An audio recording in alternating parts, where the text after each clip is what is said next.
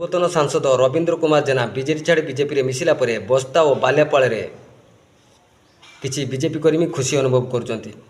ମୁଁ କହିବାକୁ ଚାହୁଁଛି ଶ୍ରୀ ଜେନା ବାବୁ ବସ୍ତା ଓ ବାଲିଆପାଳରେ କେବେ ବି ବିଜେଡି ସଂଗଠନ ମଜବୁତ କରିନଥିଲେ କି ବିଜେଡି ଭୋଟ ବଢ଼ିବାରେ ସହାୟକ ନଥିଲେ। ଯଦି ପୂର୍ବକୁ ଟିକେ ଫେରିଯିବା ଦେଖିବା ତାହେଲେ ପୂର୍ବତନ ମନ୍ତ୍ରୀ ରଘୁନାଥ ମହାନ୍ତି ପ୍ରଥମେ ଜନତା ପାର୍ଟି ପରେ ବିଜୁ ଜନତା ଦଳ ତରଫରୁ ପାଞ୍ଚ ଥର ଲଗାତାର ଭାବରେ ନିର୍ବାଚିତ ହୋଇ ବିଧାନସଭା ଯାଇଥିଲେ।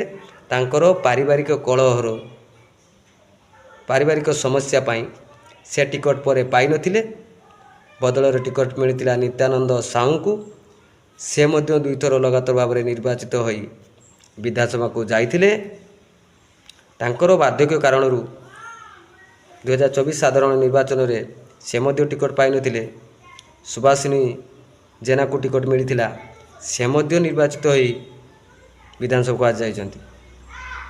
ତେଣୁ ସଂଗଠନ ସୁଭାଷିନୀ ଜେନା ରବୀନ୍ଦ୍ର କୁମାର ଜେନାଙ୍କର ସଂଗଠନ ବଢ଼ିବାରେ ବିଜେଡ଼ିରେ ବସ୍ତା ବାଲିଆପାଳରେ କୌଣସି ଭୂମିକା ନଥିଲା। ଆଜି ଯଦି ସ୍ୱାର୍ଥ ପାଇଁ ଶ୍ରୀ ଜେନା ବାବୁ ବିଜେପିରେ ମିଶିଛନ୍ତି ତାହେଲେ ସେ ଯଦି ସଂଗଠନ କରିନଥିଲେ କେମିତି ସଂଗଠନ କମେଇ ଦେଇଯିବ ବିଜେଡ଼ିର। ତେଣୁ ମଜବୁତ ବିଜେଡ଼ି ଥିଲା ପୂର୍ବରୁ, ଆଜି ବି ଅଛି। କେତେ ପର୍ଯ୍ୟନ୍ତ ରହିବ ସେଇଟା ମୁଁ କହିପାରିବିନି, ତ ଆଜି ବି ଅଛି। 2029ରେ ଜଣାପଡ଼ିବ କିମ୍ବା ଏଇ ଆଉ 7-8 ମାସ ପରେ କି ବର୍ଷେ ପରେ ଯେଉଁ ପଞ୍ଚାୟତ ନିର୍ବାଚନ ହେବ ସେଥିରେ ଜଣାପଡ଼ିବ। ତେଣୁ ମୁଁ ଭାବୁଛି ବସ୍ତା ବାଲିଆପାଳରେ ସୁଭାଷିନୀ ଜେନାକୁ ମଧ୍ୟ ତା'ର ରାସ୍ତା ଦେଖାଇ ଦେବାର ଅଛି, ସସ୍ପେଣ୍ଡ କରିବାର ଆବଶ୍ୟକତା ଅଛି। ଏଇଥିପାଇଁ କହିଲି ଯେ ଭାଇ ଭାଇ ଅଲଗା ହେଉଛନ୍ତି, ହେଇପାରିବେ, କିନ୍ତୁ ପତି ପତ୍ନୀ କେବେ ବି ଅଲଗା ହେଇପାରିବେନି। ତେଣୁ ତାଙ୍କୁ ଦଳରୁ ବିଦା କରିବାର ଆବଶ୍ୟକତା ଅଛି।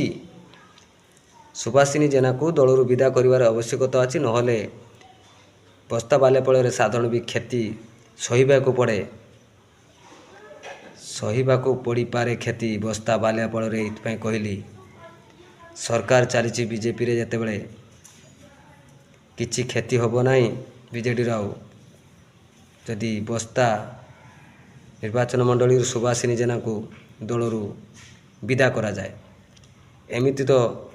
ଏମିତିରେ ତ 2 ବିଧାୟକକୁ ଆପଣମାନେ ବିଦା କରିସାରିଛନ୍ତି, ଯେ କି ସନାତନ ମହାକୁଡ଼ ଏବଂ ଅରବିନ୍ଦ ମହାପାତ୍ରକୁ। ସେମିତି ସୁଭାଷିନୀ ଜେନାକୁ ବିଦା କରି ବିଦାୟ ତାଲିକା 3 ନମ୍ବରରେ ରଖି ତାକୁ ଦଳରୁ ସସ୍ପେଣ୍ଡ କରାଯାଉ। ଏହା ହେଲେ ବସ୍ତା ବାଲିଆପାଳରେ ସଂଗଠନ ମଜବୁତ ରହିବ।